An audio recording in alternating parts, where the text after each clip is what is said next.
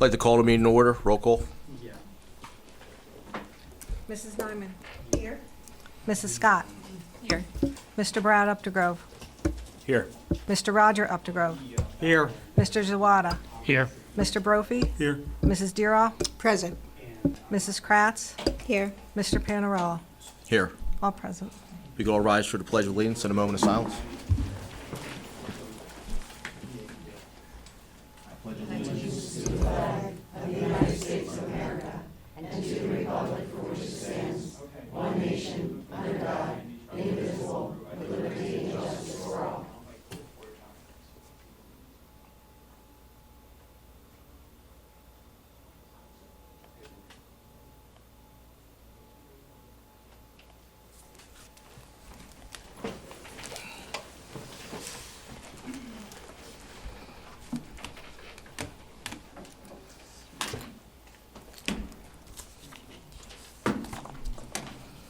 Going to start with public comment period number 1. Donnie Savage, strategic plan.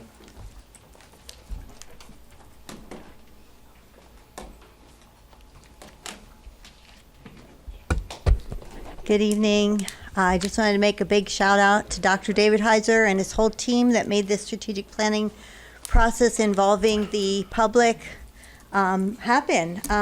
Looking forward to see the presentation. I believe it's been about 9 years since the community was engaged to such an extent on planning for the future of our school district. And fun fact, that time there was one board vote not to do it, and it was a person who sits on this board right now. But back to the comment, I have heard from quite a few participants in the process, and their feedback has been very positive. While most people agreed that it was a lot of ground to cover in several evening meetings, they were impressed by the presentations and the diversity of perspectives in the room. And they appreciated being invited and noted how much they learned about our school community. So thanks to Dr. David Heiser again and all of the staff involved in making this happen. Thank you. Ruth Baker, strategic planning.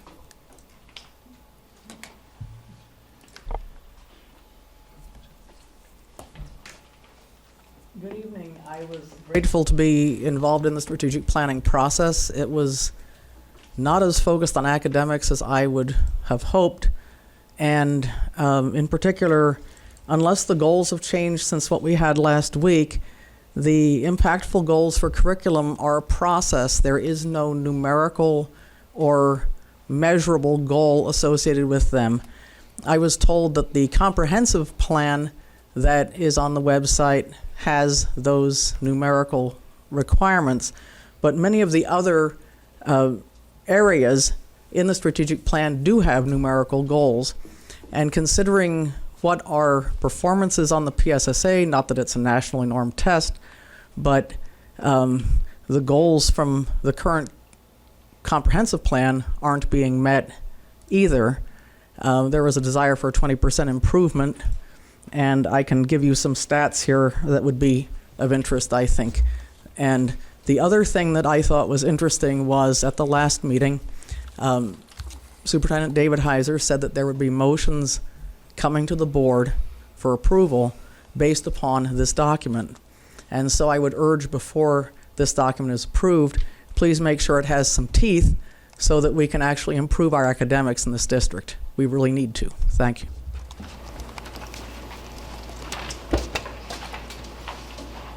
This comes from the PDE website. This is our 8th graders. There you go. There you go. Oops, excuse me. And you'll see what the goal was in the current comprehensive plan that is done next year. And I think that's my last one. Thank you. Excuse me.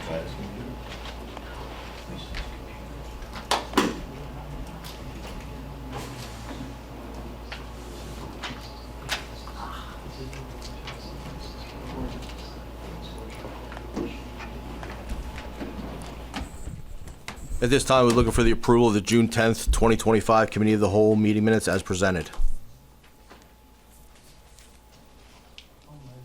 I'll second.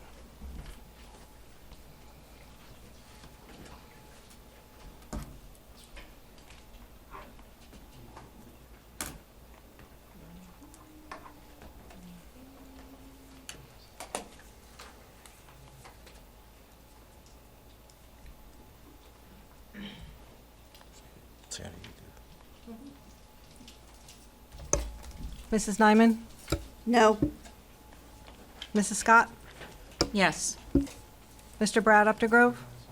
Yes. Mr. Roger Updegrove? Yes. Mr. Zawada? Yes. Mr. Brophy? Yes. Mrs. Deeroff? Yes. Mrs. Kratz? Yes. Mr. Panarello? Yes. Motion passes.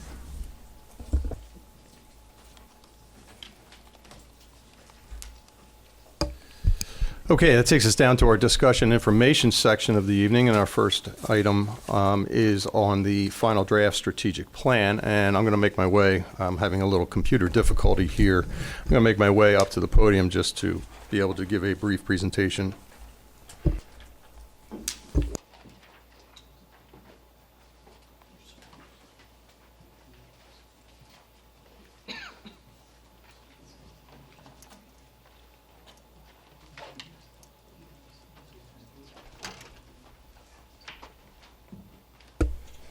Okay, well, good evening, and I'm happy to present this evening our draft final strategic plan for 2025-2030. And really what I wanted to do is just walk you through as a board tonight and our community a little bit about our planning and our processing over the last 4.5 months.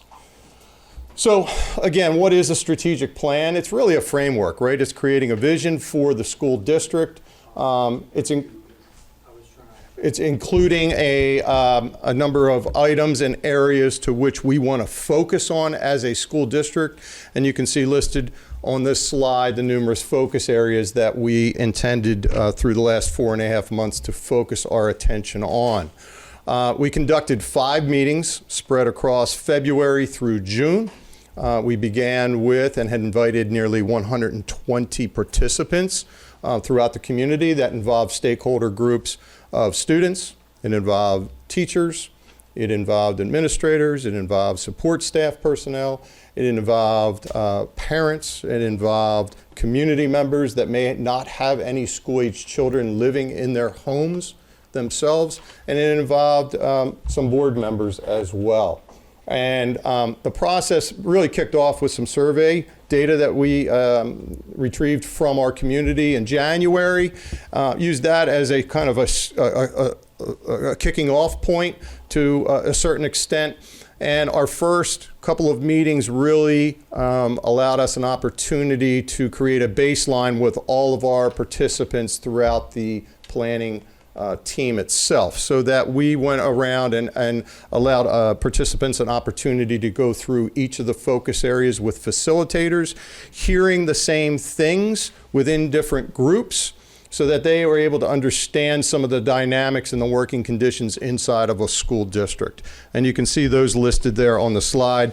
Our focus areas were curriculum instruction and professional development, finance and facilities, student services, technology and human resources, and school and community relations. And they were really the areas to which we wanted to foster all of our efforts and our focus on. So, identifying what's part of that planning takes a lot of energy, takes a lot of effort in terms of that. I want to thank our facilitators for maintaining that through the course of 4.5 months. And that's a lengthy time period to sustain a project and encourage great participation. And we had great participation out through all 5 of our meetings.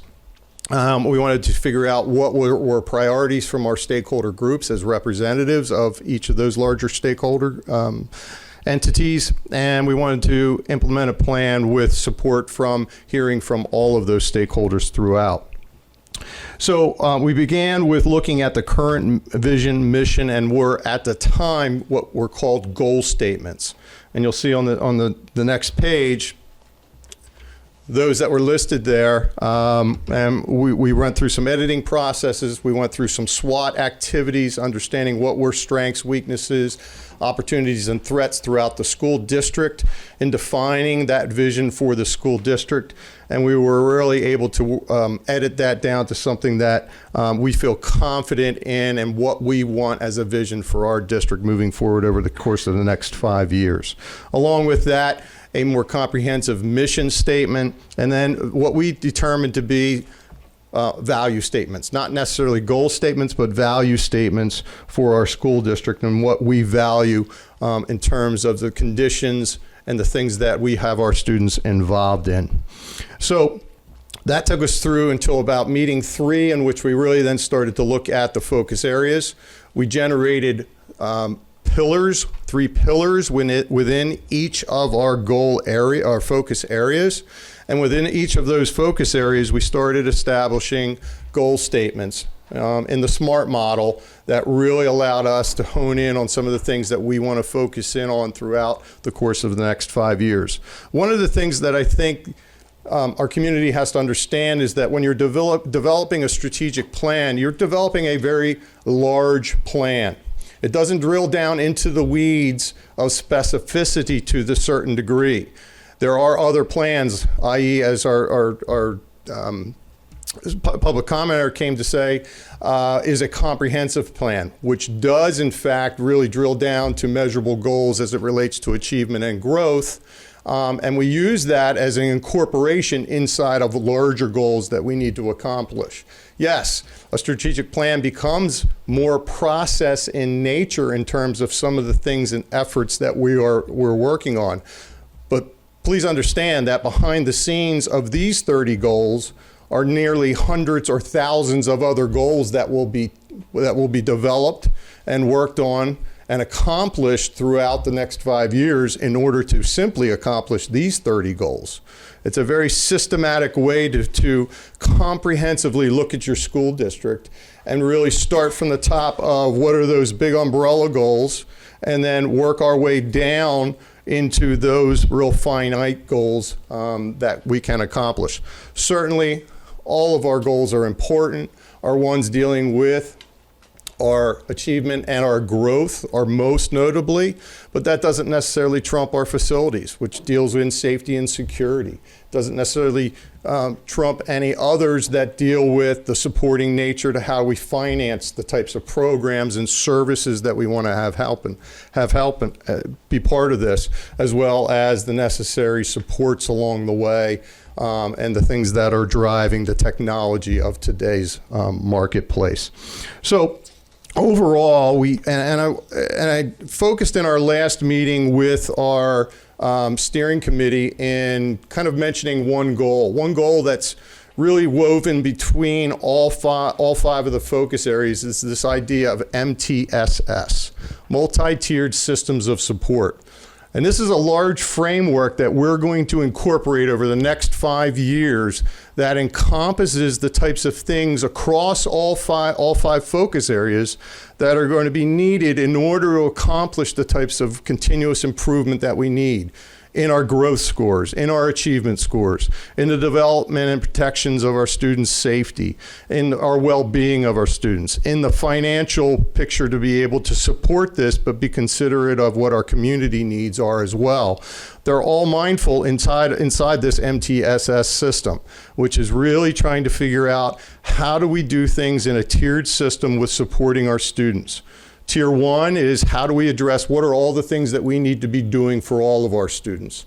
That's nearly 80% of our students every single day, whether it's in the classrooms, whether it's in clubs and activities, whether it's in the cafeteria, whether it's in any type of focused activities and things that we're working on those students. What are the concentrated things that we need to be doing and doing with fidelity? And do we have the resources in place, and do we have all those positioned properly in order to do that, to be able to challenge our students, but also support our students in the same way? Then we start thinking about what are those tier 2, more targeted approaches to maybe smaller groups of students, and what types of things do we need to be doing with fidelity? One of the challenges that come in a large school district is the multiple buildings that exist. And are we doing things in one elementary school in a grade level the same way that we're doing those things in another school in the same grade level? And are we doing those with fidelity? Are we using the resources the way we intend them to be used? Are we doing the types of delivery systems of instruction that we've trained our teachers in doing? And are we doing that with fidelity?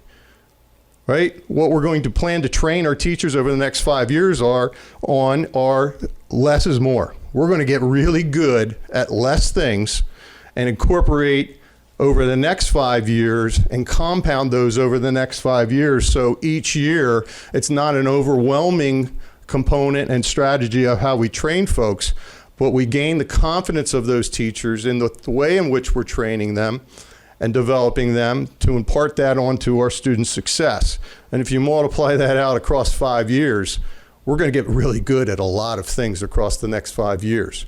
So this plan really lays the framework for that. Certainly measurable goals and metrics are important to look at.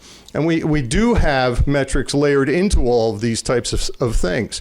The comprehensive plan, which is a state mandate across Pennsylvania, ties directly into achievement and growth. There you'll see the types of things, if you think about statistical information and the types of things that we want to see, you'll see those in that area. We're also going to be starting this coming school year with a measurable goals matrix that's going to sit right alongside the strategic plan that will incorporate the scores that were reported that our students just took mostly through the spring, whether it's PSSA, Keystones, APs, SATs, and we're going to layer in the measurable goals that we expect to see throughout the course of the year and the types of strategies that we're going to utilize in order to get there. That doesn't land necessarily in a large general strategic plan, but it gets very, very focused. And our committee meetings starting off this fall and our work session meetings will describe those documents and the types of things that we're working on through professional development with our teachers and the types of things and goals that we hope to accomplish within those summative examinations that we have. Well, I think we also have to be mindful of, and we'll be informing the board and our community, are all the formative types of assessments that are constantly going on throughout the classrooms in our district. Those really inform the nature to which we adjust our curriculum and the way in which we adjust our teaching and delivery systems with regard to teachers and the types of things that we need to be doing daily and the types of shifts that we need to be doing daily.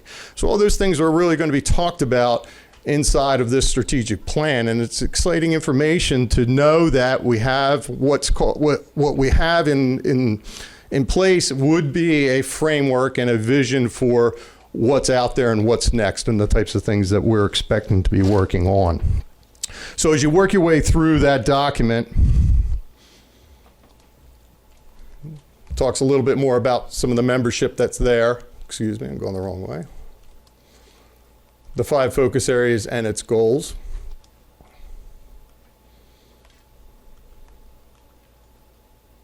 And really a little bit of what's ahead. And what's ahead is a lot of what we're excited about as an administrative staff. I know a lot of folks involved in the strategic planning. We're excited about that. And I really do want to thank our community for their effort in coming out. It's a great commitment to sustain the types of commitment that membership had throughout February all the way through June to bring a final product to you that we're very, very proud of, that will give us a lane as a board that we can stay in and focus and that we can utilize as a very good working document for ourselves. Any good strategic plan doesn't sit on a shelf. It's a malleable working document for us to look at and adjust through time as necessary. And all the different types of goals that we're doing behind the scenes, I can promise you, are going to be in the hundreds to thousands of goals behind the scenes that folks are going to be working on right away. And we're already starting to do that this summer already with starting those meetings with principals and teachers reflective of some of the achievement data that's starting to come back in.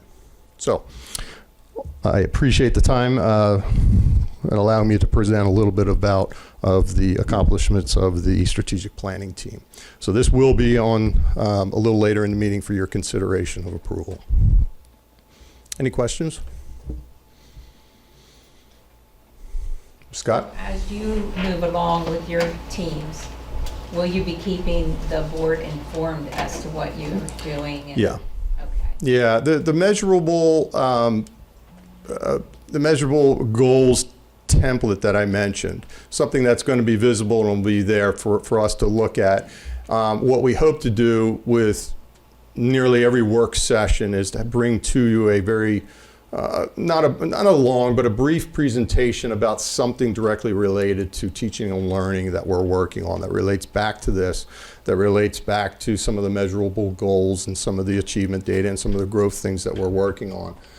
The exciting piece about MTSS is that it's new to everyone, and it's going to be something that's new even for our administrative staff, let alone our community. And one of the first things that we're going to do toward the back end of this summer is really start to communicate and explain the idea of MTSS and the types of things that we're going to be focused on throughout the course of the year. So we will certainly be presenting out a lot of things to you as a board as well.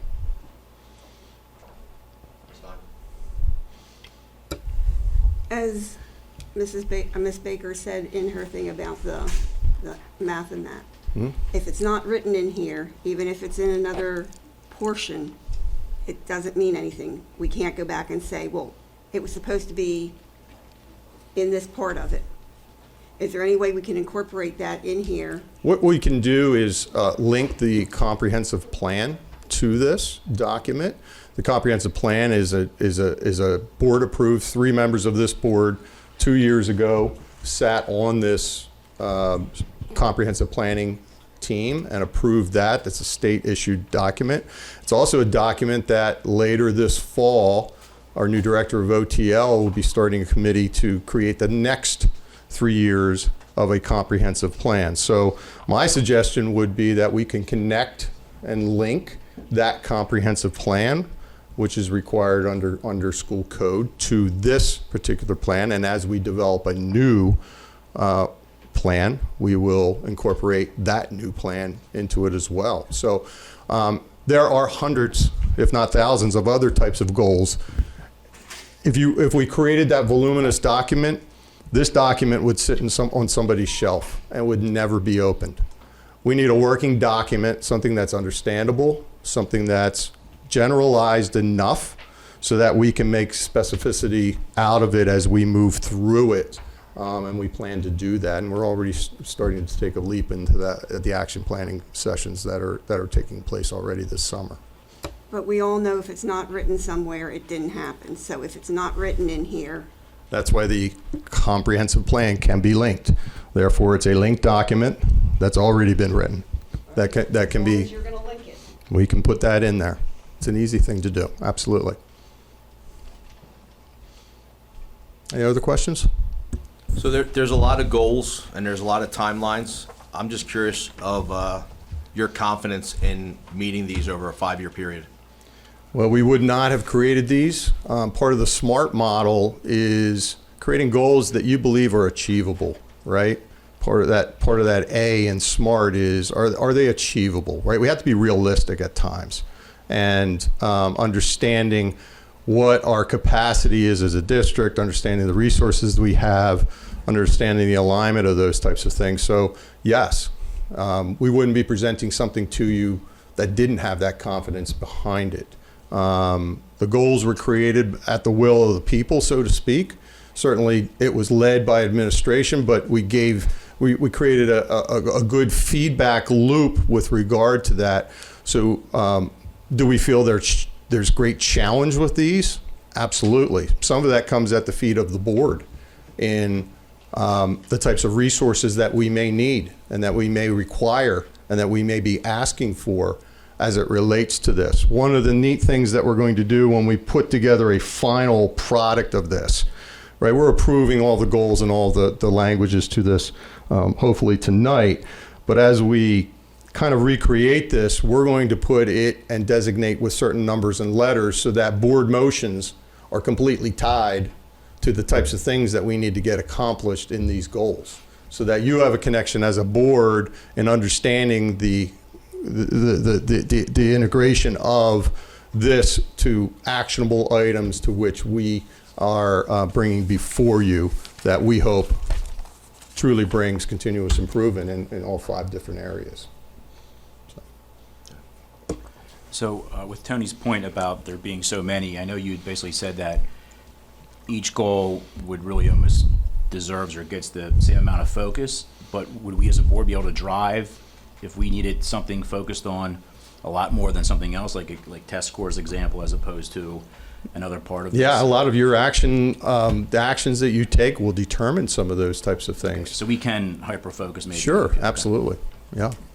I wouldn't suggest that we lose focus of all things entirely, and certainly we all bring perspectives of what may be more or less important. And when I say equal, you know, we develop a plan that has equality, you know, and equity across it, but we know that there are some things that probably stand above some others. Safety and security, I don't think we can argue that one is first and foremost, you know, as we look at achievement and growth. We're right there, but we need all the other compounding things to support one another. So it really works intricately with all the focus areas. Jeff? Is this going to become a yearly thing for us? I'm not sure what I understand. Bringing the public in like this 3 times to discuss future goals, or where, because times change and you want to keep it a living document that, Yeah. you know, different things come up and, you know, we can. So our plan is to report out mid-year in relation to the plan in its entirety as it relates on the types of things that we've done and or accomplished in trying to meet some of these goals, and an end-of-year final report. I think we'll have to see, you know, whether we need to reconvene to say, do we need to shift anything through time? You know, if there's large episodes that happen throughout a community or throughout the world, and we've, you know, 5 years ago went through one of those, and I would say that probably would have to reset some things based on some of those things. So I think, I don't know that I can answer your question yes or no, but I think it's an idea of what we want to look at, and maybe at minimum at least halfway through the plan to be able to look at it from a perspective and gain some other thoughts and ideas as to how people think things are going based on the data that we've been presenting back to them. Yeah, I'm sure, because when this works out, more people would want to be involved. I mean, we had a great, with 100 people of the community come out, but that's Boyertown. I think if more people get to know that this process and they can be more involved with, that's why I think maybe even just having an overall one meeting for the public Yeah. at the high school saying, hey, this is what we've accomplished. Yeah, and some of the end of year or mid-year reporting might be done that way. You know, where we have a town hall where we can report out on a lot of different components of those focus areas as to where we are. You know, we're kicking around ideas as to how those communication. One of the focus areas in there is school and community relations, right? So it's connecting with our community in the best way. How do we keep people informed about the types of things we're doing? So that's a consideration to be able to do in person, or at least a video. Okay, thank you.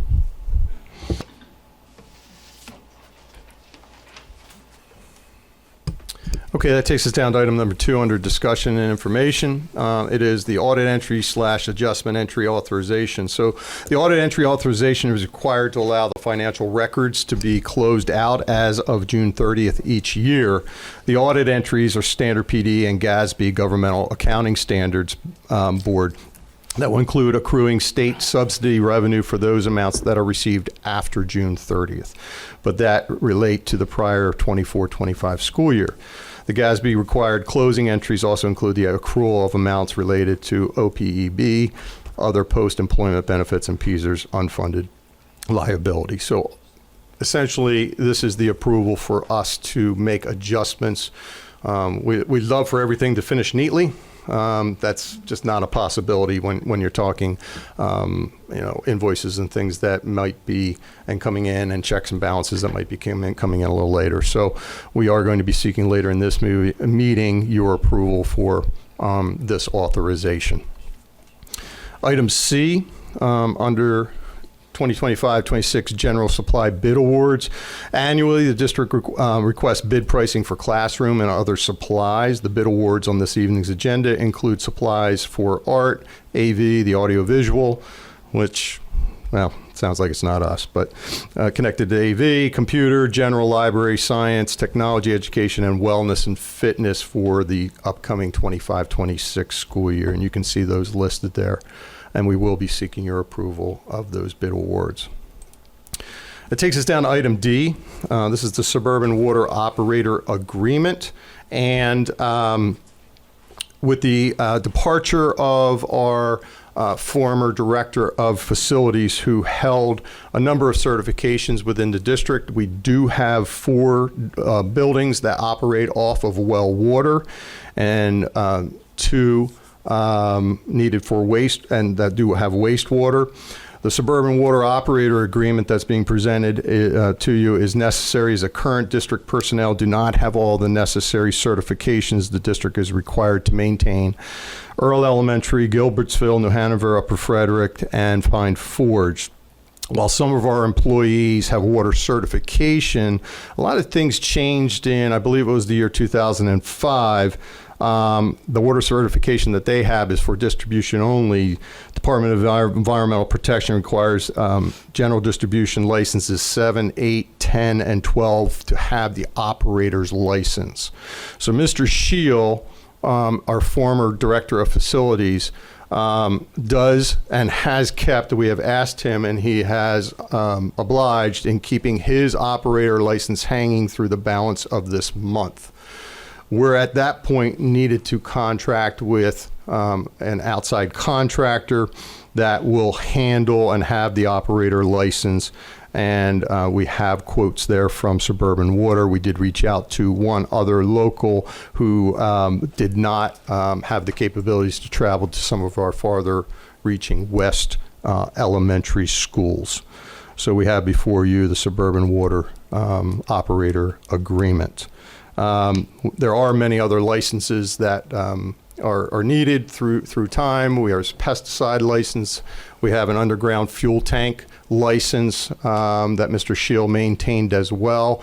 Currently, our supervisor of facilities is working on completing that license so that can be transferred over to him.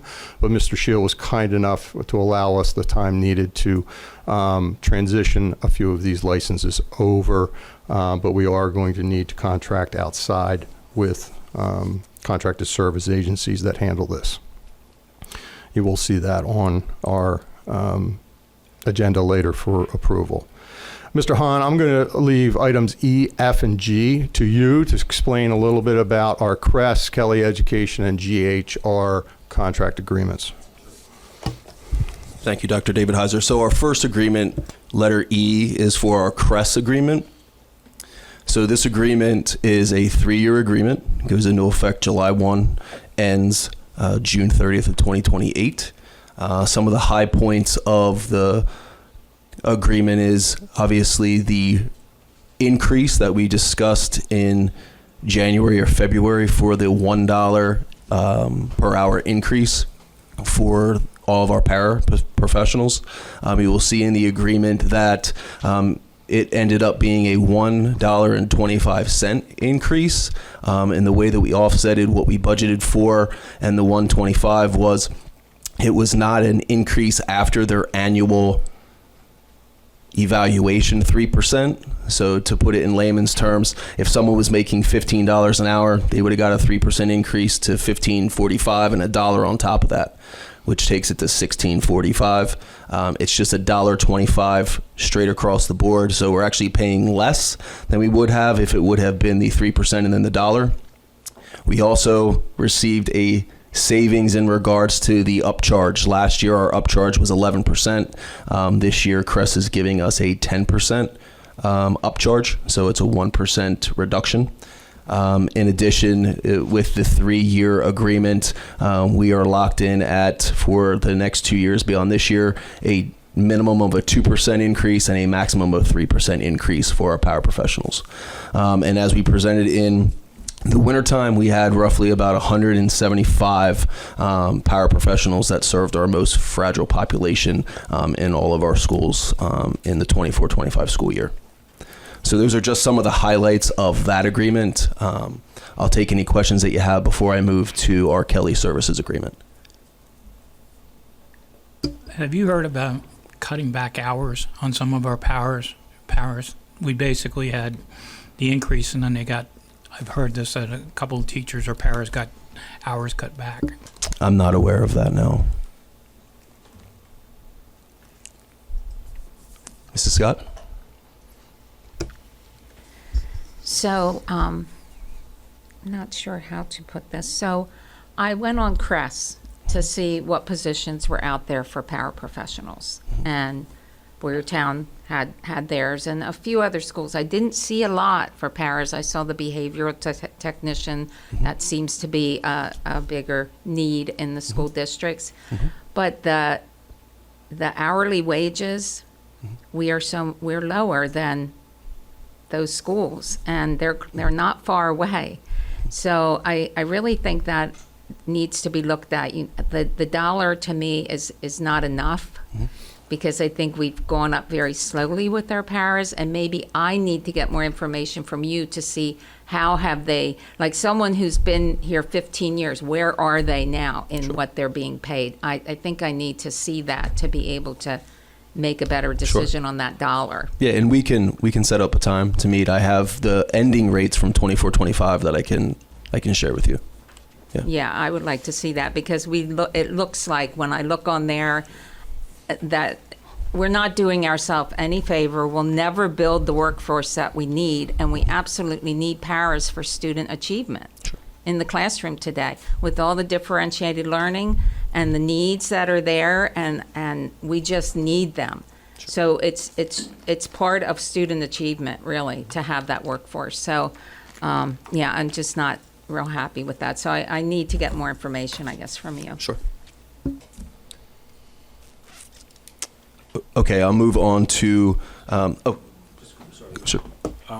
You said 125 paras that we have? About 175 consistently last year. Consistently. They weren't all 30-hour people, but we had roughly about 175 folks in and out of our buildings. So it'd be hard for you to give the number we need, right? Do you know what we're lacking? Mrs. Bartman and I are obviously, we're looking at what will be communicated to CRESS in addition to anything that we already had in place last year. Obviously, we will be solidifying that probably sometime in the first to second week of August. We are continuously meeting with CRESS. I meet with CRESS. I met with the HR director there this morning. We're continuously looking at what we're doing for all of our building level administrators, as well as the special ed teachers, to provide the adequate support required for the students. So I don't have a number today, but Mrs. Bartman and I, over the next month, will have that number. Yeah. Is it possible also to get information about the turnover rate of our paras and where they're going and why they're going? I don't have access to exit interview data, but I can ask the HR director if he can share some highlights with me, as well as some of the raw data of turnover. Yeah. Okay, thank you. Sure. Okay, so our next agreement is the Kelly Services. It's letter F. Obviously, we use Kelly Services for our substitute teachers. The only thing that is different with this revision is the addition of ESY teachers for this summer, based on the student numbers as well as the number of Boyertown teachers that signed up to participate in ESY. We needed to add ESY teachers to that revision. Is therefore just that. The rates did not change for day-to-day sub or extended sub, and the markup is still the same as it has been in previous years. So the only thing that has changed is the addition of ESY teacher. Yes, Ms. Nyman. How many did we have to get from Kelly for ESY? I believe we received 2. Yes. Ms. Deerhoff. Is there a reason we couldn't get them ourselves? Number one, and number two, we also added pre-K, some stuff for there too. That wasn't last year. That's a new one. Not on the agreement. The only thing that's new on the agreement is ESY teacher. My guess I didn't read it right then. Yeah, that's the only addition. To answer your first question about the why we weren't able to obtain teachers, obviously Mrs. Bartman and her staff did everything that they possibly could from an advertising the program. This year we just had a few additional folks that chose not to participate, which required us to go to Kelly Services. I'm not crazy about that. Any other questions about Kelly Services? Okay. Letter G is our GHR addendum. The addendum, same as with Kelly Services, there is no change in rates. For those of you that don't know, we use GHR for our staff nurse coverage and some CSN coverage in our East middle school. So the rates have remained the same. The only thing that has changed is the previous addendum had weekend rates and hours, which was removed. So we have same rates for GHR this year as we have in previous years. And just to make the board aware, Dr. Horton and I have a meeting with a potential CSN candidate next week, and if that individual chooses to accept the position, we will have no GHR CSNs in the district. Next year will be fully staffed with Boyertown certified school nurses, and we will only really have a very few number of staff nurses within the buildings as well. So we're looking to be fully staffed with our certified school nurses. Any questions on GHR? Thank you.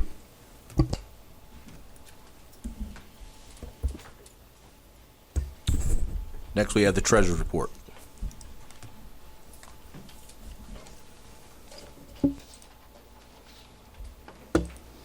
Good evening. Tonight I am presenting to you highlights from the May 2025 Treasurer's Report. For our local revenue, delinquent tax collection was $215,806.33. Earned income tax collection was $335,732.06. Transfer tax collection was $98,347.94. And for our state revenue received, for basic education subsidy, we received $5,228,762.73. Special education, we received $1,471,233.05. Pre-K count subsidy, we received our monthly $48,375. For rental reimbursement subsidy, we received $29,095.25. And for charter school reimbursement, we received $245,562.51. And for May's expenditures, for salaries, benefits, and professional services, it accounted for approximately 78% of our total expenditures for the month of May. And that concludes my treasurer's report. Thanks. Thank you. At this time, we're looking for, oh, sorry. He has a question. Shut the room. What did we get from the state did we get our state money yet from the budget? Was that? Most of it. Huh? Yeah, I think, here, let me pull up the treasurer's report. So we're still waiting on, I think it's estimated. yeah. I can get the numbers Okay. to you. I did see a couple payments that were pending that are still coming. Okay. Okay. Anyone else? Thanks. Takes us down to, oh, I'm sorry. Looking for a motion to approve the treasurer's report.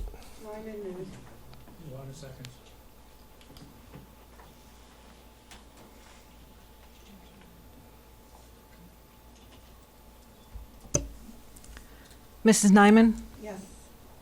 Mrs. Scott? Yes. Mr. Brad Updegrove? Yes. Mr. Roger Updegrove? Yes. Mr. Zawada? Yes. Mr. Brophy? Yes. Mrs. Deeroff? Yes. Mrs. Kratz? Yes. Mr. Panarello? Yes. Motion passes. Takes us down to number 6, Superintendent's Consent Agenda. Under the consent agenda this evening, we have a number of items. Items A through E are settlement agreements. The board's been given information with regards to and discussed in executive session. Item F, if you recall, is a request to, and the proposed budget for the middle school musical at Middle School East for next school year.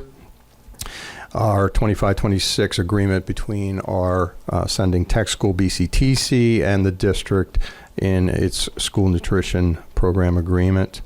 Item H is the MOU with regards to the delivery of virtual instruction during the school year for 25-26.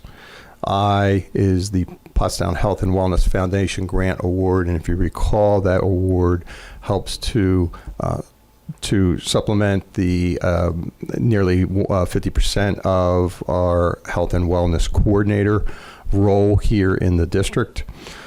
The tuition rates for for the 25-26 school year have been established and are listed there by PDE. Via seeking the approval of the investment institutions listed. The Lincoln Center annual service contract that was reviewed at our last meeting that has a number of our family-based counseling components and positions involved with the Lincoln Center are listed inside that service contract. We have a number of health service agreements and annual special education agreements listed. None of those have changed since our last meeting. The June donation list as listed there. And we are seeking and recommending the board to approve the consent agenda as presented. Zawada moves. I'll second.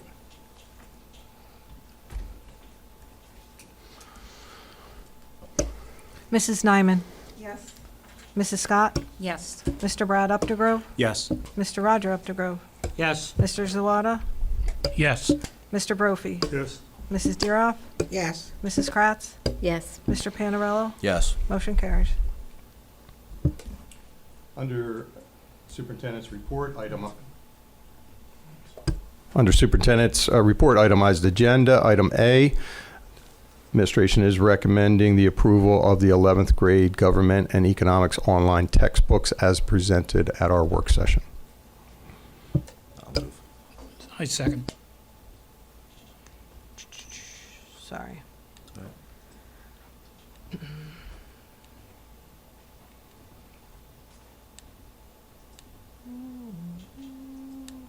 Mrs. Nyman? Yes. Mrs. Scott? No. Mr. Brad Updegrove? Yes. Mr. Roger Updegrove? Yes. Mr. Zawada? Yes. Mr. Brophy? Yes. Mrs. Deeroff? Yes. Mrs. Kratz? Yes. Mr. Panarello? Yes. Motion carries. Under item B, recommend the approval of the New Hanover Upper Frederick Elementary School roofing project proposal as was presented at our work session. Zawada moves. I'll second. Mr. Panarello, second? Either way. Mr. Rob, okay.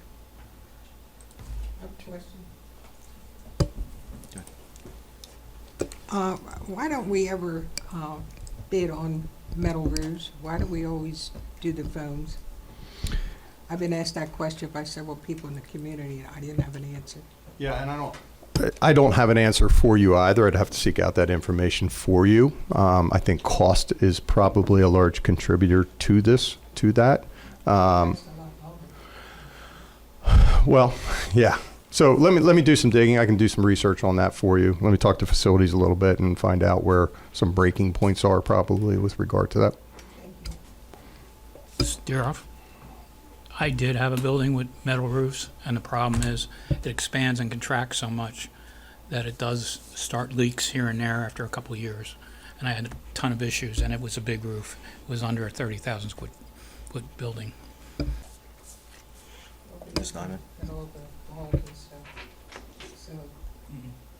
Ms. Nyman? Are we gonna have the timeline here that it's not gonna disrupt our school?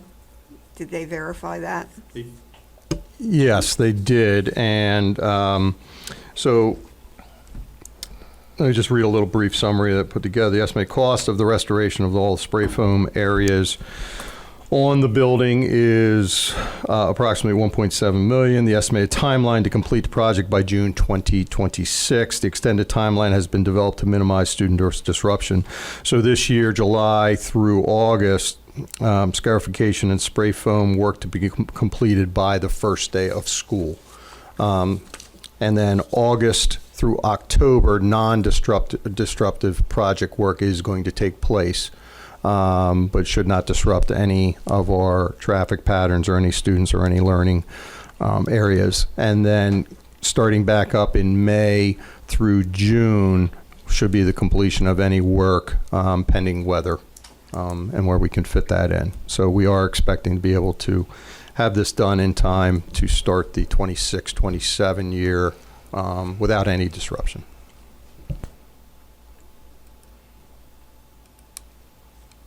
That's it. Mrs. Nyman? Yes. Mrs. Scott? Yes. Mr. Brad Updergrove? Yes. Mr. Roger Updergrove? Yes. Mr. Zawada? Yes. Mr. Brophy? Yes. Mrs. Steeroff? Yes. Mrs. Kratz? Yes. Mr. Panarello? Yes. Motion carries. Under item C, the 25-26 food service budget. Administration is recommending approval of the food service budget for this coming 25-26 school year as presented in work session. I'll second. Nothing. Mrs. Nyman? Yes. Mrs. Scott? Yes. Mr. Brad Updergrove? Yes. Mr. Roger Updergrove? Yes. Mr. Zawada? Yes. Mr. Brophy? Yes. Ms. Steeroff? Yes. Mrs. Kratz? Yes. Mr. Panarello? Yes. Motion carries. Under item D, the Boyertown School District All-Day Kindergarten RFP request for proposal. Administration is recommending the approval of the request for proposal for the Boyertown Area School District All-Day Kindergarten RFP as presented at our work session. So autumn moves. I'll second. Ms. Nyman?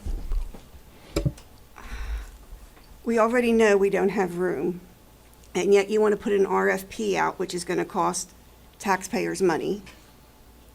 I would rather use that money to help educate our students now that are here. It's not in a 5-year plan or a 10-year plan, and it's just being pulled out, and we know we don't have the room. So I'm going to have to vote no on this tonight because we already know we don't have the space, and yet you're going to go out there and ask them, well, where can we put them? It's not a wise move.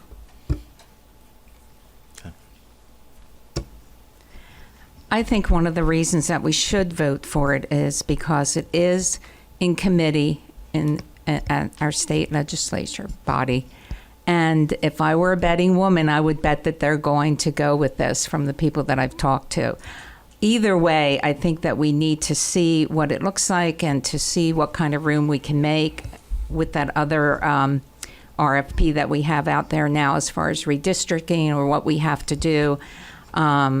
It's better to be kind of ahead of the game. We're not voting for all-day K today, but I think we need this information to make a wise vote. Mr. Updergrove? Hi. Good. Ms. Steeroff? I was just wondering, since when do board members feel that they should be doing surveys of their own in social media? I thought we were a board of 10, 9 voting members. And when I see board members doing a survey all by themselves on social media, is the next election going to be Republicans, Democrats, and social media? I think it's very unprofessional. Roger, you have something? Yeah, I still had reservations on this as far as space-wise and getting teachers, helpers, and everybody else. I mean, to put it out there and spend the money, exactly how much was it to this RF to put it out there? Do you remember? Well, it hasn't been put out yet. So we have an RFP that went out for a demographic study that was $25,000. If you recall, that's the PA Economy League. that's working on that demographic study, and we've been sending information to them. They're going to come and present at the July 22nd meeting an update of where they are, as we had promised for them to come back before their project had concluded. This is an RFP to go out to study the feasibility of incorporating an all-day kindergarten program in the district as it is now. So it's looking at options, most notably related to spaces, to be able to give suggestions and ideas as to what the district could do as possibilities if they so chose to move into an all-day kindergarten program in the future. So that was spacing. What about staffing?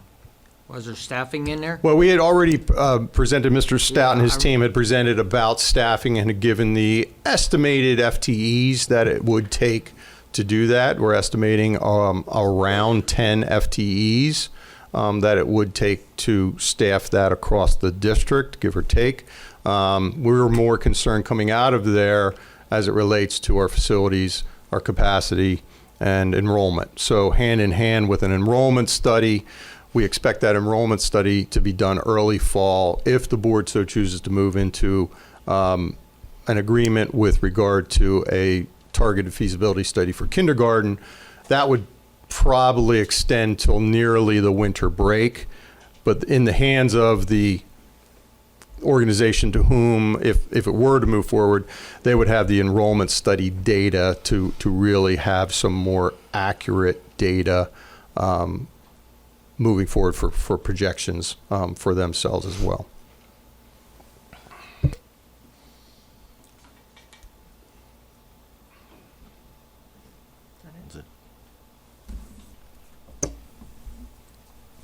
Mrs. Nyman? No.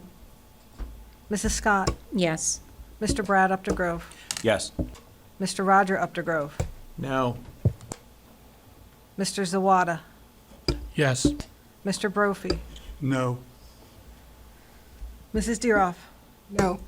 Mrs. Kratz? Yes. Mr. Panarello? Yes. 1, 2, 3, 4, 5, 1, 2, 3, 4. Motion passes. Takes us to item E, stop finder.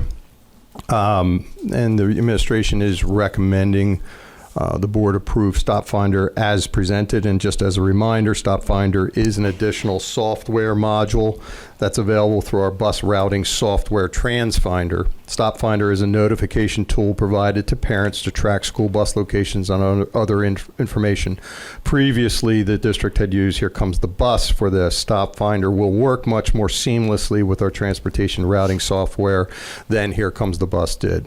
The annual cost of Stop Finder module is $17,472 and is included within the transportation budget for 25-26. Nyman moves. Ms. Nyman? Is this going to be just as safe as TransFinder, that just not anybody can get into it? Yep, it's protected. I mean, I don't want... Yeah, and again, we're looking at it as something that's going to be what we believe a little bit more seamless. Also, I know if you have a different bus, is there any way of tracking that? Because they're tracking, as far as I know, they're tracking, like, if it's bus 5, they're tracking bus 5, but if on a specific day they don't have bus 5, they take another bus and it's bus 25, can that still be tracked? And I see Brian is here, so. But Mr. Stout or certainly Mr. Quigley, if you have an answer. Mike, do you have an answer to that question? The nuances that go along with that, Mrs. Nyman, I know that is an issue with Here Comes the Bus because of the, like Dr. David Heiser said, the transition between TransFinder and Here Comes the Bus is not seamless. This is operating off some of the same database scenarios. I believe there's going to be the need for manual changes, like if there's a change of a bus in the morning, that something internally would have to happen. But we are looking at it being a lot more efficient than what had happened in the past, but I can't speak to specifics. But we did pose those questions that it should be a little more seamless than what had transpired in the past. Yeah.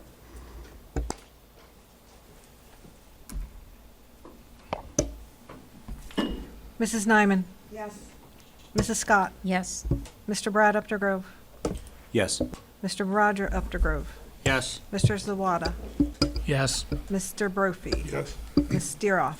Yes. Mrs. Kratz? Yes. Mr. Panarello? Yes. Motion carries.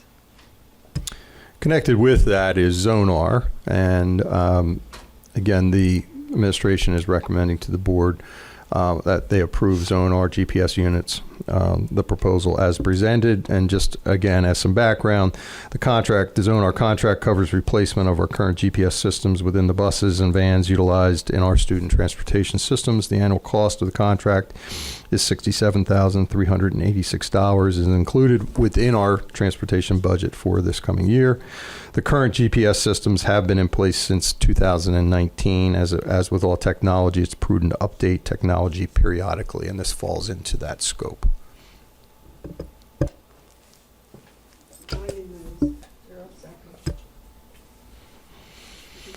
Go ahead. Is any of this grant money? No. These don't fall inside of, and we've looked at a number of different things.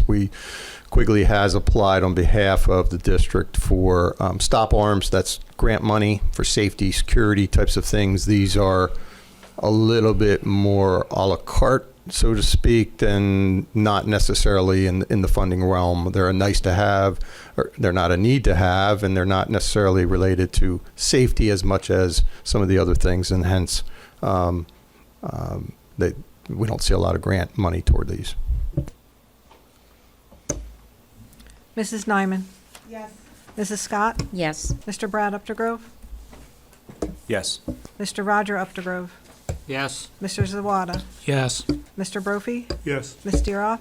Yes. Mrs. Kratz? Yes. Mr. Panarello? Yes. Motion carries.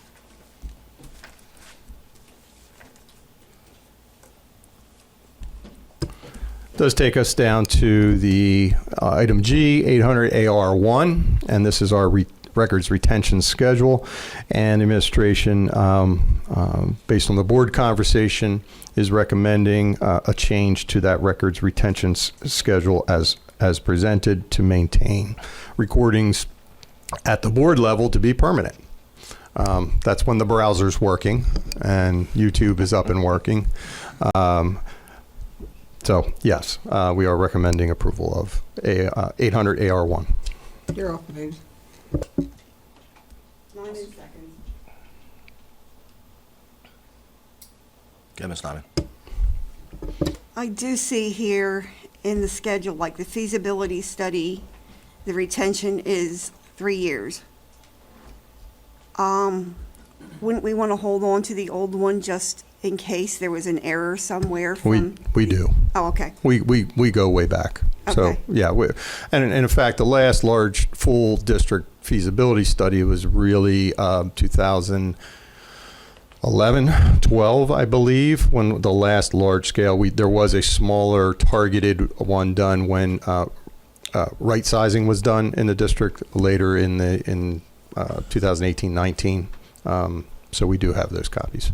Could we maybe change that and put down indefinitely? Because it might be good information in there to go back on. So here's what I would recommend to the board is that, when we have our policy committee, these are great things to bring at that particular time. I would ask the board to really go through that schedule of records retention to take a look at. These are recommended through PASBO, through their legal division, and come to us through them. So I would ask that you go through those, and if there's any changes, and when we have this fall our first policy meeting, we can take some of these in a little bit more full swoop rather than just one-offs, and we can focus the attention then. Mrs. Nyman? Yes. Mrs. Scott? Yes. Mr. Brad Updergrove? Yes. Mr. Roger Updergrove? Yes. Mr. Zawada? No. Mr. Brophy? Yes. Ms. Steeroff? Yes. Mrs. Kratz? Yes. Mr. Panarello? Yes. Motion carries. Item H, the Boyertown Area School District and CRES Agreement. Administration is recommending the approval of the CRES Agreement as discussed earlier in this meeting. I'll second.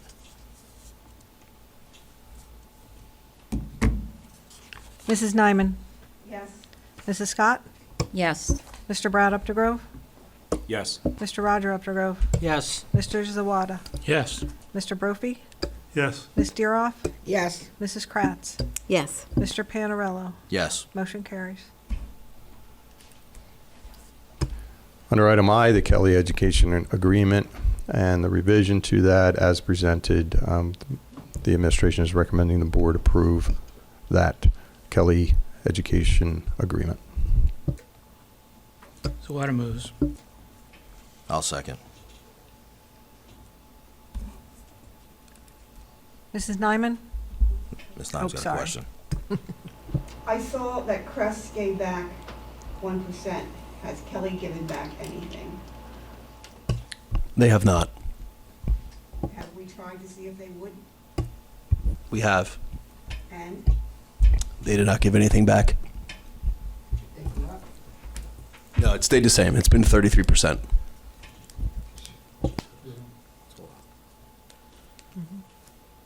Okay.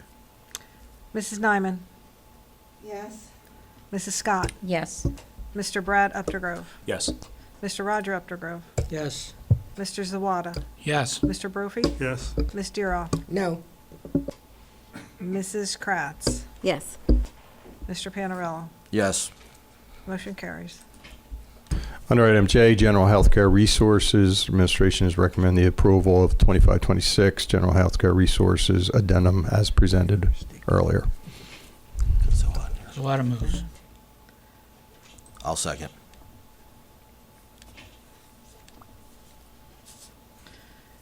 Mrs. Nyman? Yes. Mrs. Scott? Yes. Mr. Brad Updegrove? Yes. Mr. Roger Updegrove? Yes. Mr. Zawada? Yes. Mr. Brophy? Yes. Ms. Deeroff? Yes. Mrs. Kratz? Yes. Mr. Panarello? Yes. Motion carries. Under item K, Suburban Water Technology Incorporated Operator Agreement, and the administration is recommending the board approve the Suburban Water Technology Operator Agreement as presented earlier this meeting. I'll move. Zawada seconds. Go, Ms. Nyman. As that was part of our facilities person, when we hire somebody, is that going to be part of theirs again? No, not necessarily. It's very specific. Not a lot of districts have operator and water issues the way Boyertown does with regard to that. I think that would probably really much restrict our ability to hire a director of facilities if we had that in as a requirement. So we did not post with that, nor are we seeking somebody for that. However, we have incorporated a number of questions and related activities regarding that for their information and knowledge, but it would be something that we still need to seek outside of our school district. But if they had it and we're seeking it, why would we want to go with a 3-year contract here where they could be doing it, which it's already incorporated in their contract, well, was incorporated in the contract, unless we're going to take that out and give them something else to do. So one of the things that, in looking at the individuals we have not found an individual with those credentials and operator agreement licenses that have applied with us thus far.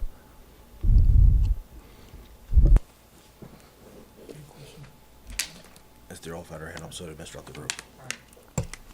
So now we're gonna have to pay $1,700 a month to have somebody certify our water? That is correct. Yeah, it is really a shame that somebody on this board had to go off half-cocked and wound up losing a man. We're not doing that. Point of order. I already done it. No. Enough? Let's stay on topic. Question.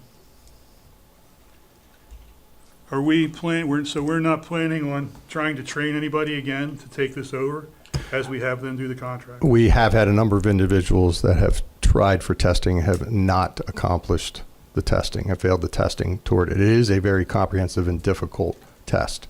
We are encouraging folks to continue on that, but we've not been successful to date with individuals. We do have 2 individuals. Another license that we do have is wastewater. We have 2 buildings to which we must have operator license for wastewater, and we do have 2 individuals inside the district whom have those operator agreements in which we utilize for those services. So as we bring another director of facilities on, part of the job will be for that individual to look to creating succession plans as it relates to those types of things. But it's been my understanding that we've not been fortunate enough to have anybody pass some of those. Okay, so we have 2 different durations in this contract. There's one that says they're going to do a monthly, charge us monthly as a contract entity, and further down they're doing a 3-year. So how do we have a monthly and a 3-year contract in the same contract? So there are 2 let me open up the contract here real quick. So the first version, or excuse me, the first component to that is it's an annual contract, but it's based on monthly payments. So you're locked into with monthly payments. If you see at the bottom, it's got a July 2026 through June 2027. That's June 2028, I think, right? And then the second is June 26 to that per month, yes. I need to get some clarification on that. So can you make it a little clearer? Yes, I think what and I apologize because I missed that as well. I think what they're saying is this is a lock for the year. In the first line should be for the year. It does not say that. It does not, and I can make sure I have that amended with regard to them. I also think if there's any way we could look at training someone here to do that, would probably be in the best interest. I don't agree, and it's not just training; it's getting them to the literal tests and exams that come with that. It is extensive. It's extensive with a lot of study with regard to that. So it's not training them necessarily; it's getting them prepared enough to do that from a literal test of knowledge. When it comes to that is my understanding. I've not been presented with the exam itself, but it is extensive. Yeah, it's a typical certification exam. Yeah, I will go back to them and have that amended. I believe what they wanted to say was for that to be for the first year, because part of this was us saying to them that we are trying to work on succession planning, and they would give us a per month after the first year. Just get it clear. I will. The other thing is, the people the 2 that have licenses now for Wastewater. That has to also be recertified or redone. Yeah. Have we talked to them? Are they going to keep them up? As of right now, they have been. I don't know. I haven't been part of the full dialogue with regard to that. We need to have our director of facilities on so we can get those conversations going and have a plan worked out so that we don't necessarily find us in a position where we don't have anyone certified any longer. That's my point. The other thing is that price doesn't include collection of required water samplings either. Yes. So we do that ourselves, and we're able to do that ourselves. We can. It doesn't have to be the operator to do that, to collect the samples. Does have a certificate or anything to do that? We utilize our own folks to do that daily collection. It's really the oversight of the testing of those, to which the operator agreement license has to be in effect. You don't have a certificate to do that, no question. Not to my understanding, to just simply do a collection of it. Because I would like to know, they said they could alter pricing if we had to use them. What would that price be? For them to go and do the daily collecting? That's what it says here, yes. Yeah. I don't know. My hope is we never have to go down that path with regard to that. Because, We shouldn't have to go down this path either. We should have to keep it ready. well, part of that is making people have to be able to pass the tests that are aligned there. Because all the ones that were leaving, they're the ones that had the certificates. Yeah, and most of that changed in 2005, where DEP came in and operator licenses became where those that were just simply had a certification, were familiar with it, were grandfathered in. As we lost some of those individuals through retirement, there hasn't been cessation of people being able to pass some of the qualifying tests needed for that. So something we're going to work on in the interim. We have to. DEP will shut us down. They'll fine us. It's a cost of doing business with regard to that. So, Is there anybody who recently retired from us that still has their certification that maybe we could offer them a part-time job to do that? that I'd have to investigate. I do not know. I don't know.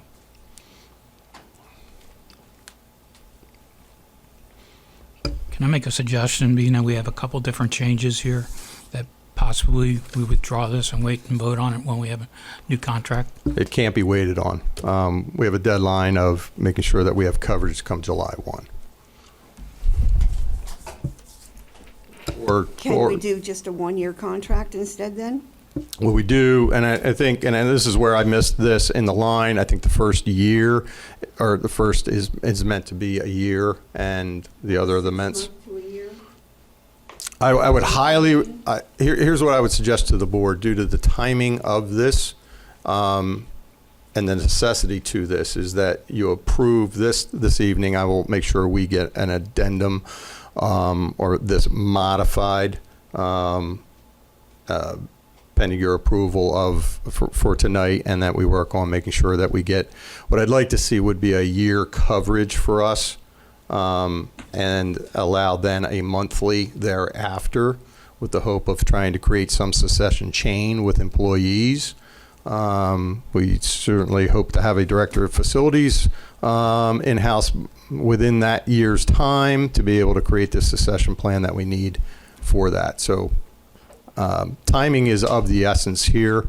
We were put into a predicament upon the resignation of the director, who was, like I said, kind enough to keep that certification with us for the balance of this month. Can we just do a year contract instead of 3 years? Well, let me see what I can do. I will work on trying to. Vote on this tonight if. Well, you don't vote on it tonight, we don't have a contract. You can call us back. And we don't have compliance with regard to that, so. We'll vote on just a year contract, I guess. Well, I'm going to ask legal as to. I haven't seen the contract. I have it the right way. So I'm not sure, but if there's a provision in there that would allow us to make a modification to the contract after, then I think that you can modify it with their agreement to a shorter time frame. Could always call back for a special meeting. Well, if it could be amended, I don't know why we wouldn't just vote on it now and have it amended afterwards. Is that what we could, you saying we could do If that? it can be amended, I would suggest that you vote on it now and then move to amend it after. Can we do that? Well, if it can't be amended, we could always revisit it, like right then and there. Do you Well, have a voting copy on of it the is not signing contract off, to it's give just her? voting on it right now. It still needs to be signed by everybody. And once it leaves here, we give the contract out, that's a binding contract, isn't it? Yes. Once it's signed. If it's signed, once it's signed. Yeah, I haven't signed it yet, So we can vote, so can, But if the board's telling you, yeah, you can have something. well, we'd have till the first, so we definitely would figure it out by then. Ms. Mintz, is it possible for us to approve the contract this evening with authorization for me to work on amending this to be a one-year contract? Yes. Okay. I would suggest we do that, and I will work on that this week and letting you know as time is of the essence here a little bit. Okay. Yep.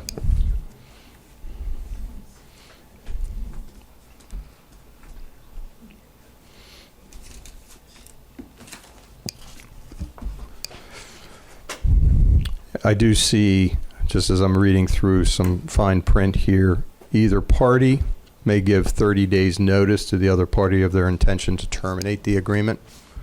So there is an exit ramp on this. Within the 1 year? Yeah, it doesn't specify anything within any time period, simply that with 30 days notice. So even if they were to be unwilling to change this, we certainly need it come July 1, and therefore could terminate or announce our termination, you know, if we can't come to some agreement on amending this to something appropriate for a year. We could amend it and still have coverage through July and possibly seek some others. One other party locally was not able to bid on this, though. I would agree after reviewing it. I do see that provision as Yeah. well. That, and I apologize, I'm repeating what you just said, but it does say either party can give 30 days notice to the other party of their intention to terminate. So if you approved it tonight as it is and later changed your mind, you could just give them 30 days notice to terminate the contract. Couldn't we just pass it, say yes to it, pass it tonight with the provision that you're going to work on the contract duration times and get back to us before the final signing? I don't think that would give approval and authorization then to be covered in license. I think that probably the best course from a legal standpoint is to approve it as it is with the, knowing that you have the 30-day termination, and then you can terminate it, 60 days from now, 90 days from now, 30 days from now. You just have to give them 30 days notice and the contract is terminated. So that gives you the option to look at other options, get that other option in place, and then terminate the contract. I think that's probably the safest legal way to handle the situation. All right, And so- still be in compliance as you need to be by July 1st. Correct. Okay, so then we're going to do that, and I should expect to see this back on the agenda at the July meeting? So I'm going to work on amending this to be a year contract.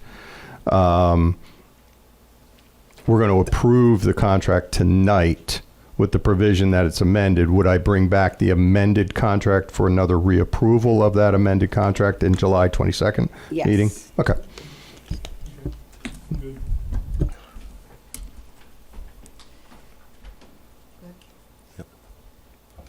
Mrs. So- Nyman? Yes. Do we need to read officially that the amended motion? I would read the amended motion. So the amended motion should be the administration recommends approval of the Suburban Water Technology Operating System contract with the provisions of amending it to be a one-year contract. Period.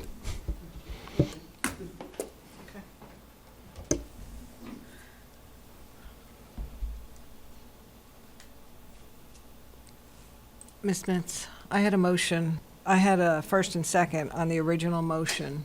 Do I have to do anything else? Do I have to? They have to be asked to, We already had a first and they second. should be asked to update it to this one. Do I they think you're agree? amending, I think it's fine if We you're amended the amending the motion. motion. Okay, Yeah. so they agree to the amended Yeah. motion. Perfect. Thank you. Full recall? A full Yeah. vote? Mhm. Mrs. Nyman? Yes. Mrs. Scott? Yes. Mr. Brad Updegrove? Yes. Mr. Roger Updegrove? Yes. Mr. Zawada? Yes. Mr. Brophy? Yes. Ms. Steeroff? Yes. Mrs. Kratz? Yes. Mr. Panarello? Yes. Motion carries. Okay, let's hope this next one is not as difficult. So the audit entry, adjustment entry authorization, the administration recommends the approval and authorizes, asks for the authorization for the entries to the financial statements for the school district after June 30th, 2025. There's a lot of moves. I'll second.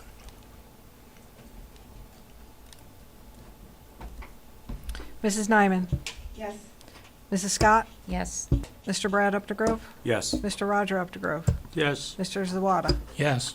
Mr. Brophy? Yes. Mrs. Deeroff? Yes. Ms. Kratz? Yes. Mr. Panarello? Yes. Motion carries. Item N, the administration recommends to the Board of Directors approval of the 2025-2030 strategic plan as presented in both document form and through presentation this evening. I'll move. A lot of seconds.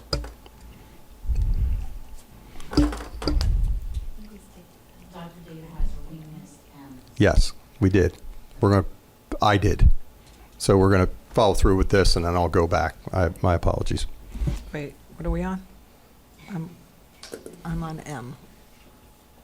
We just did the strategic plan. Just now? Mhm. Okay. Okay. Let's bring it to the floor first. All right, I'm sorry, can you repeat the first and second? I think I was the first.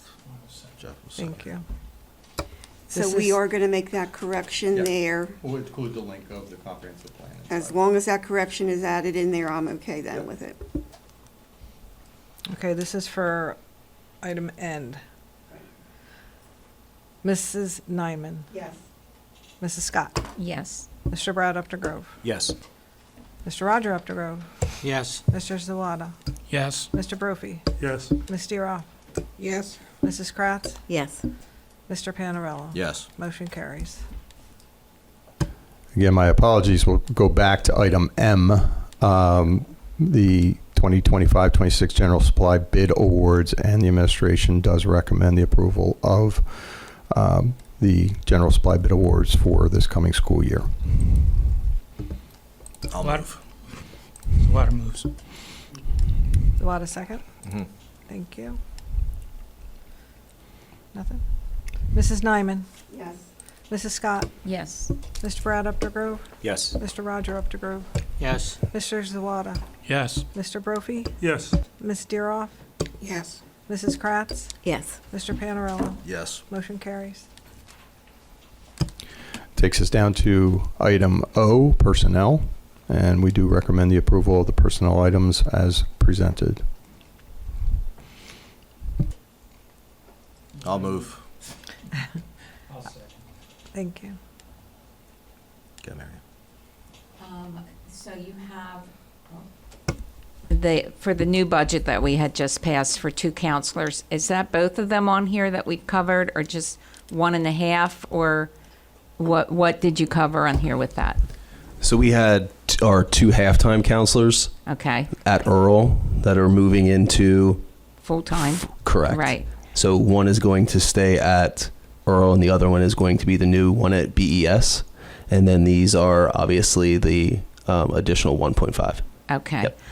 And then as far as on that budget, we had, I don't know how many teachers, so help me, for special ed, did we have 8 that we were hiring? We had 8 FTEs for special Okay. education. That are, So have we hired, and can we see that on here that I know you're marking it over here. Have we hired any of those yet? We have, yes. Okay. Yes. How and many? we're continuing to interview. We had second round interviews and first round interviews today.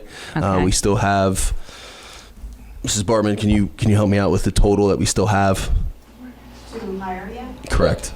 Elementary autistic support, elementary Motion. emotional support, elementary life skills, and a split learning support between Goodlettsville and Washington. Okay. 4 FTEs. We need 4 yet. Correct. Okay, thank you. You're welcome. Mrs. Nyman? Yes. Mrs. Scott? Yes. Mr. Brad Updegrove? Yes. Mr. Roger Updegrove? Yes. Mr. Zawada? Yes. Mr. Brophy? Yes. Ms. Deeroff? Yes. Mrs. Kratz? Yes. Mr. Panarello? Yes. Motion carries. If I could, I'd like to point out our new school police officer. Obviously, how many? 37 years. Through a lengthy process, we vetted Chief Horner, who is leaving Laureldale as the chief, and he's going to be joining us, and he will be our new school police officer at Middle School East. So I just wanted to welcome him tonight. Can I address the board? Absolutely. I just want to say thank you very much for giving me the opportunity to be part of the school district. Been a Berks County resident for almost as long as I've been a cop. Just a little bit about myself. Just want everybody to know that I was born and raised in Lock Haven, so I'm a country boy, and came down here to start my career full-time in law enforcement, and been in Berks County now for 36 years. And went through the academy when I was only 19 years old, graduated when I was 20, and became a cop when I was 20.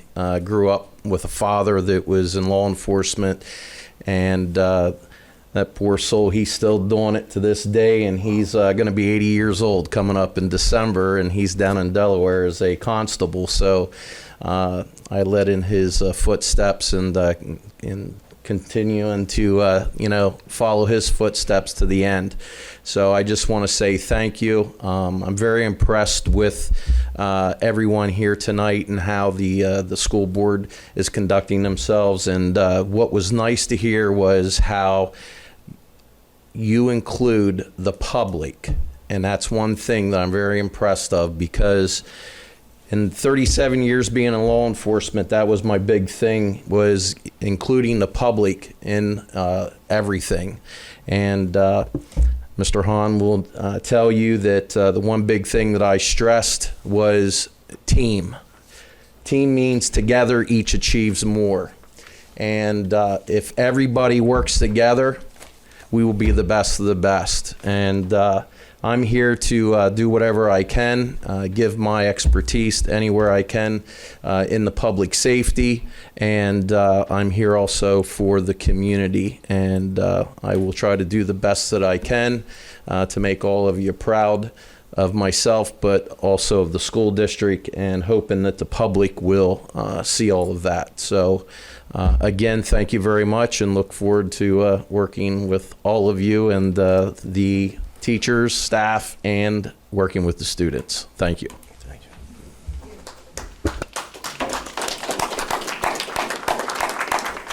Welcome aboard, Chief Warner. Thank you. Now you have all that NASRO training to look forward to through July.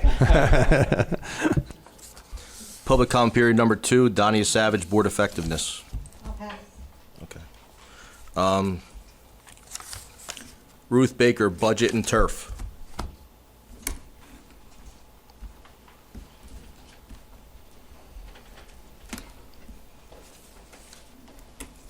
Good evening. I know that we've had a tax increase every year, and I'm wondering what can we do to at least not have the same rate of tax increase every year. I have asked for years, can't we economize on our assistant principals at the high school and certain staff that we have here at the Ed Center? Every vice principal is a fairly expensive administrator. It's not millions of dollars, but it's something. And what I see is that they are focused on specific grades within the high school, rather than in the old way, there was one for discipline and one for academics. And it seems like when you have a class advisor as a teacher as well, that's sort of a dual duty.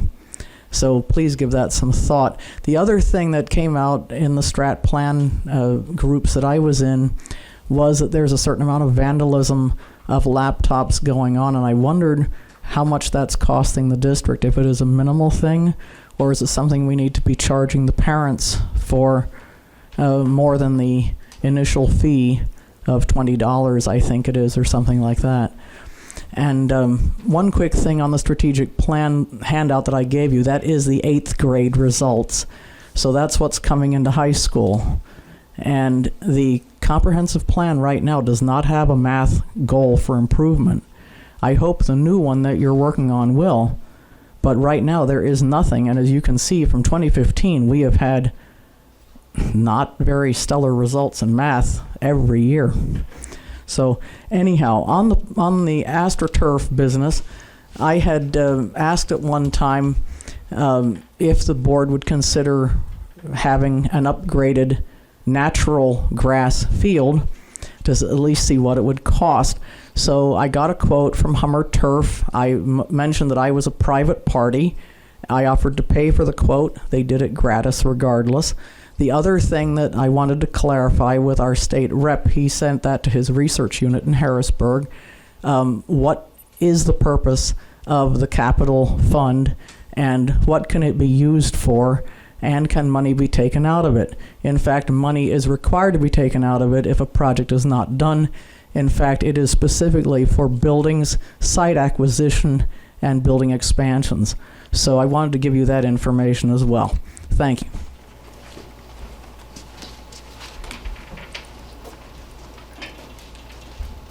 So this is the school code excerpt and the Hummer quote that I dropped one on the floor. And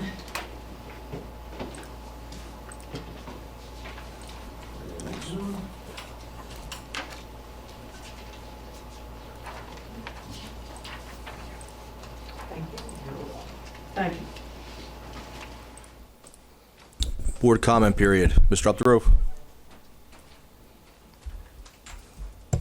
Yeah, I'm reading in here what Ruth Baker just handed out. Here is the provision providing by our research staff in Harrisburg, and I do not see any evidence that supports Mr. Updegrove or Mr. Zawada's claims that the state law dictates that money cannot be removed from capital project funds. When did I ever say that? That was when you were on the phone with me. Probably about a year and a half ago or so when you were discussing this. It took me a while to get the research and it took a while to get back here to a meeting. You'll see the date of the email. I don't remember this email. I don't remember having a discussion on it with you on the state law dictates that money cannot be removed from the capital project funds. That was part of the argument for using it for artificial turf, was that it was there and couldn't be taken out of the fund at the time. Well, it can be taken out, right? Only for capital projects. Yeah. And so that defines what a capital project is. You'll see the highlighted text. Just give your comment, Rob. All right, I'm done. Okay, back in January, I met someone who apparently is a member down at Lower Marion School, and she was very nice to say that, yeah, we may have gotten a good superintendent as long as you like to spend money. And tonight shows it because we're spending money on kindergarten to do an RFP to see if we have room when we know we don't have room. So I have to find out who that person was and call them and thank them for the information they gave me. On another matter, I thought we were adults here. However, after last meeting, someone claiming they were giving us a message from someone on the board. This unknown individual came over to the table, slapped the person next to me on the back, and slammed a cup down, saying, "Here's a shot of vodka," but the waitress would not put it in. Excuse me. We're doing comments. Give comments about the board. No, this is nonsense. We're moving on. You're done. Next. No. This Yes, is you're comment done. and I'm entitled You're to done. it. You're not entitled to it. Yeah, I am. No, it's a joke. No, it's not. It is. It's ridiculous. Discrimination then against me for allowing me to talk. Whatever you want to say, but that's done. You're up. I believe this is Mrs. Landis's last meeting, and I just wanted to thank her for her many years of service, and to wish her well in her next adventures.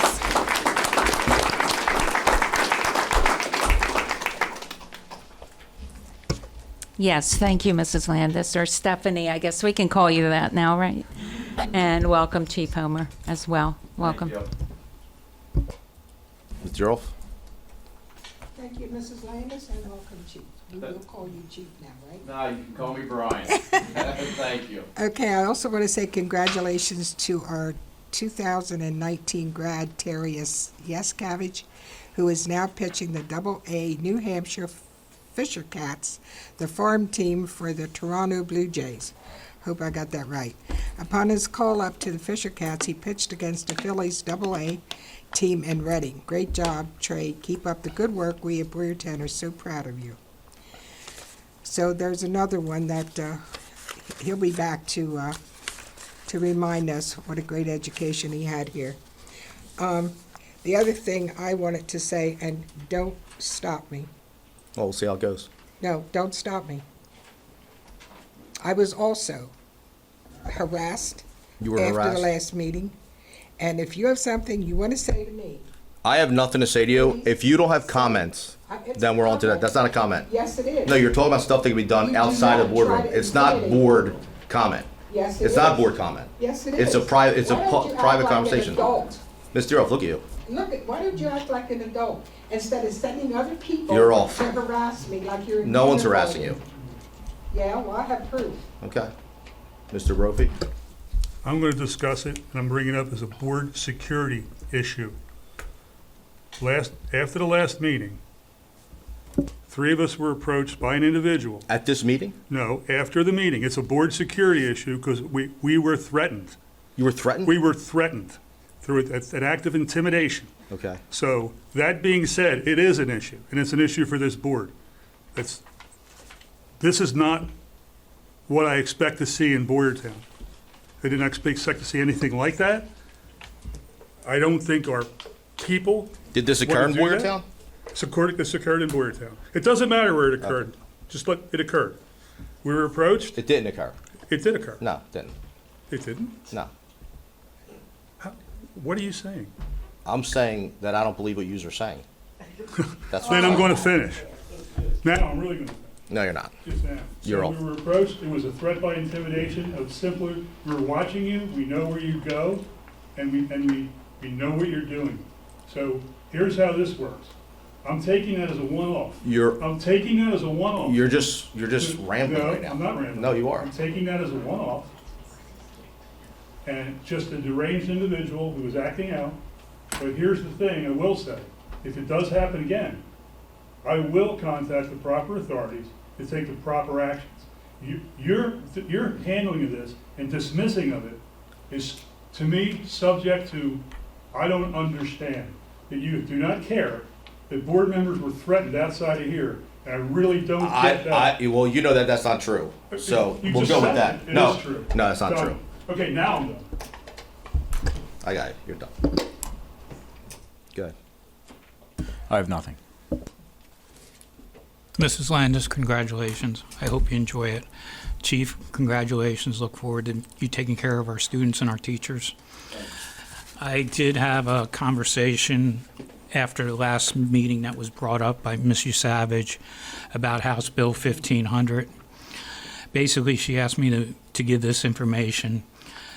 This week, a rush piece of legislation was pushed through the House in a matter of 3 days. The bill was so poorly drafted that it had to be amended by the Appropriations Committee. In addition, due to an expedited timeline set by the Democrats, the proper channels were not followed. Finally, the dismissal of procedures allowed them to bring the bill to the House floor for a rapid and highly political-induced vote. Nothing was more frustrating to her than to see House Democrats destroy the bipartisan that had been developed over the cyber charter reform since the passing of Senate Bill 700 last year. Moreover, they reversed House Bill 1500 to such extremes that the loss of the affirmative vote of 20 House Republicans had previously supported this measure, and the bill was dead on arrival in the Senate. She voted for cyber charter reform last year with the passing of HB 1422, which was later infused into part of SB 700, which became School Code for Bill 8, Act 55. It was the first time in 20 years that the real comprehensive cider charger reform was passed in Pennsylvania. It directed $190 million back to brick and mortar public schools and districts that made great strides in financial adjustments, transparency policy, and governance with regards to how cyber charters are run and going together. HB 1500 had many demands that turned out to be a bridge too far for her, especially when you remember that cyber schools support 65,000 public students across the Commonwealth. Instead of focusing on a realistic tuition rate, it amended on both sides. The House Democrats called for a 5-year moratorium on all cyber schools, which will stop any new ones from being created. In addition, over the course of the next 5 years, they devised a plan that would likely shut down cyber schools altogether by bankrupting them, allowing the arm of state government to take back reserves from their general funds.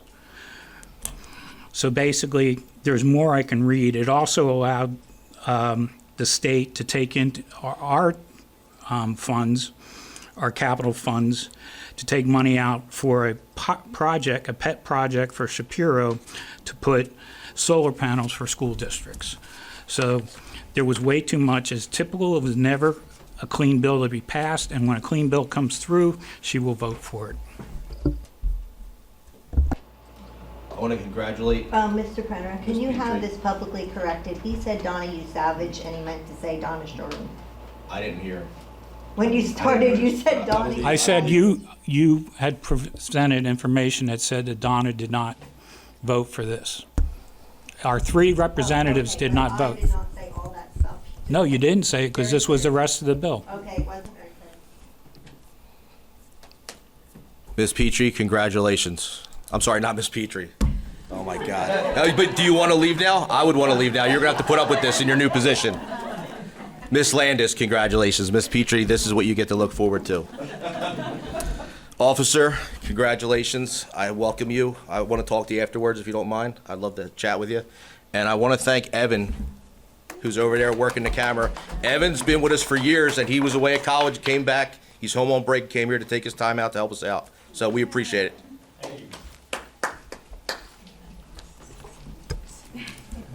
We do have 3 upcoming meetings. Our next legislative meeting will be July 22nd, hosted here, and then we return to our regular structure in August. August 12th is a committee of the whole, and August 26th, the legislative meeting, all starting at 7 o'clock here in the Education Center.